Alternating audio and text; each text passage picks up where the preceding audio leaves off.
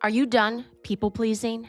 Done comparing yourself to every woman on your Instagram feed? Done dating men who give you the bare minimum effort and somehow convincing yourself that it's enough? Done playing small so you can fit into spaces that were never built for you in the first place? Good. You are in exactly the right place. Welcome to Your Unapologetic Life, the podcast for women who are ready to stop settling and start showing up fully, confidently, and completely unapologetically in every area of their lives. I'm your host, Morgan Barkis, confidence coach for women, author, speaker, and exotic dance instructor with a master's degree in marriage and family therapy. I have built my confidence the hard way, speaking up for myself when it's scary, feeling sexy in my body when everything around me said I shouldn't, traveling alone, moving across the country by myself multiple times, dating with standards, knowing what I want, asking for it without apology.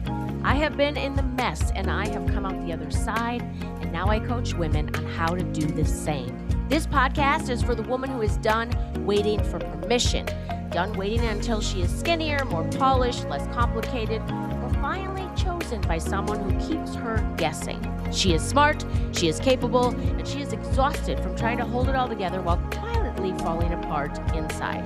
This is not a podcast about toxic positivity or 5 steps to a better morning routine. This is real talk about confidence, dating, body image, self-worth, and what it actually takes to become a woman who does not settle ever again. I'm glad you're here. If you're like me, you're listening at 1.5 speed while doing other things. So let's get into it. Yes, you can absolutely leave a situationship confidently. And it's something that sounds simple and isn't always simple to do. It takes confidence, and that confidence is something that can be built. Also, I want you to remember that just because you're confident in one area doesn't mean you're confident in all areas. Some of my clients are super confident in business or with money, and they're not confident in relationships. They're super confident in relationships, and they're not confident putting themselves out there. They have a really hard time putting things out on social media and not criticizing themselves, comparing themselves. So you can be confident on the outside and still struggle with certain things on the inside. Also, sometimes it vacillates. Sometimes you super confident about your body, and then you go through some change or something happens, and then you rebuild that confidence again. It's a process. I don't care if you're talking about Tiny Habits, The Compound Effect, or The Slight Edge. All three of those books are basically the same thing in that when you do something small every single day, it adds up and then you have a big shift or a big change.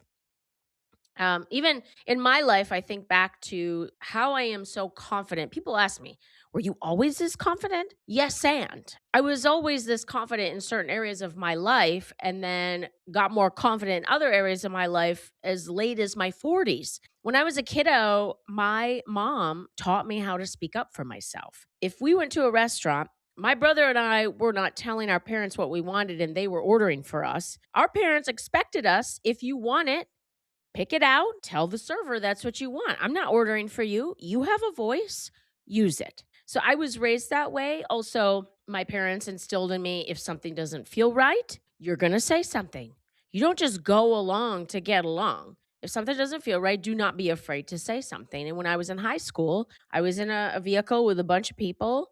I did not drink alcohol. I didn't start drinking alcohol till I was in my mid 30s. So for me, I was around people and I was careful. And in this particular instance, someone was drinking and they were driving. I said, stop the vehicle. And my best friend at the time, he was like, what are you doing? What do you mean you're getting out? I said, I'm getting out. I'm not riding with someone who's been drinking and driving. I'm not doing it. Called my parents. They came to get me. I was never afraid to speak up for myself. One of my favorite memories is earning an allowance and saving up enough money to buy clothing that I liked. I've always been a fashionista. And back then it was the old JC Penney catalog. And I would give my mom money. And I said to her one time, hey, if I give you this money, can you call and order this outfit I want? She said, no. She's like, I'll take the money. You can have my credit card. You call, tell them what you want. And when they ask for the credit card number, you say it. And I was like, oh, no, I can't do it. Yes, you can. She's like, if you want it, you ask for it. And I was like, all right. And I did it. And then I got over my fear of that. Because when you think about not being confident about something, the opposite of that is fear. Fear of rejection, fear of a reaction, fear of abandonment. Confidence is the opposite of that. I'm going to do what's true to me no matter what the outcome is, no matter the reaction of the other person. I am confident in how I feel, what I want, what I'm doing, and I'm okay with that, even if you're not okay with that. So I say all that to say, I have a client who's in a situationship. She is extremely confident in other areas of her life. In dating, she has not been. And in working together, we have figured out that one of the reasons that is the case is because she has not set up boundaries or standards for herself. So, what she would often do is get a text message that was very triggering for her. She would end up spiraling. She would say sorry for something she didn't even do. Oh my God, I'm sorry you're mad at me. Are you mad at me? Can we talk? She would cry. She would not sleep. She would send way too many text messages. Again, apologizing for something she didn't even do. Um, and trying to reconnect with the person. And this is classic anxious attachment. I've talked about that in other podcasts. Basically, the spiral was disorienting, disrupting her life, literally her sleep and her life. If she was with friends or family, the thoughts that were going through her head related to this situationship were disrupting her life. And that's when you know it's not healthy. And so it was kind of a two-part, the things that we've been working through. The first is, what do you want? How do you want to feel with a partner? Your ideal partner. How does he make you feel? What are you two doing together? And what value does this person bring to your life? The second part is then looking at the current situationship, the person involved. Does this person do those things? Does that person add that kind of value to your life? Do you feel the way you want to feel when you're with this person? And then, if not, why are you in this situation? Why are you allowing this to happen? And, your best friend's going to be like, fuck that guy, block his number. Yes, and like I couldn't do that. I've never been a block and delete kind of person. I have to work through what I need to work through. And for me, I mean, I think about my confidence in my body and my confident in eating healthy and trusting my body, like intuitive eating. I didn't have that for many years. So even though I grew up feeling really confident to speak for myself and speak up for myself, I wasn't confident in my body until I worked through that. I wasn't confident in dating because I was so clingy. My boundaries were very permeable. So any kind of guy would come into my life, and I was just happy that someone was interested in me. So I put up with all kinds of terrible behavior. These people weren't terrible people, they were a terrible match for me. Being anxiously attached, I just wanted to be loved no matter what it cost me. I didn't care. I did not say how I felt. I did not speak up for myself. I did not ask for different behavior.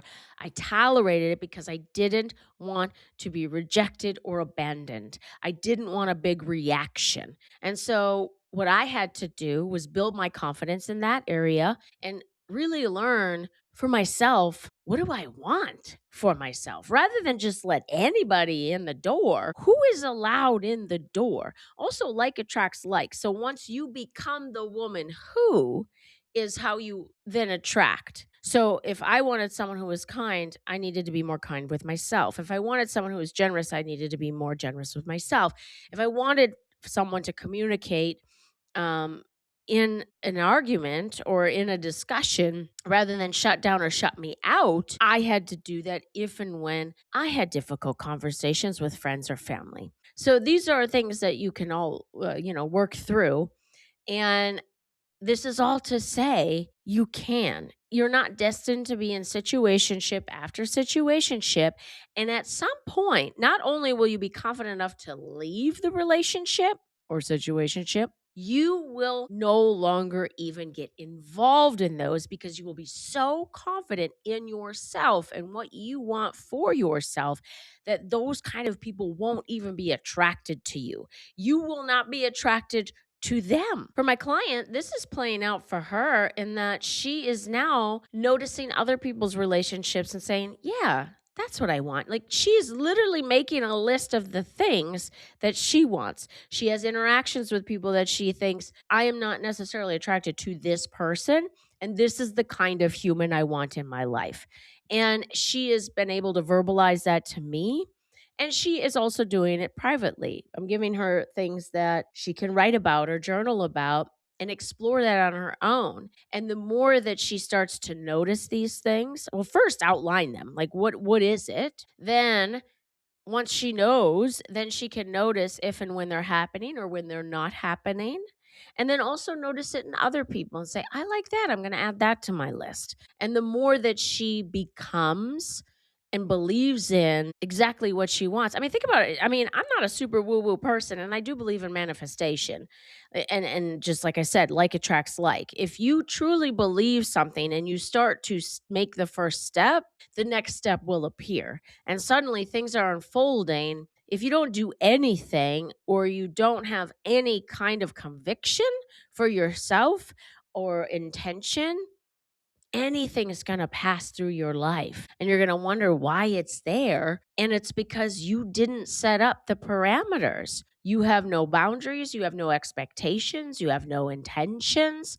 And like I said, it's something that grows upon itself and something you can work on very intentionally. And that is what I do with my clients. You might be super confident in one area and not in the other. And there is absolutely nothing wrong with you. It is having someone in your life like me to say, okay, tell me about this and really process it with you and give you a different perspective. Best friend energy and not the fuck that guy, block his number, because that's not what's going to happen.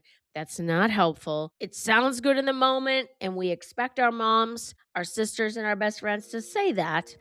And there is so much more to building confidence, the confidence it takes to leave a situationship, than blocking and deleting. If something in today's episode hit you in your heart, I want you to raise your hand right now because I am talking directly to you.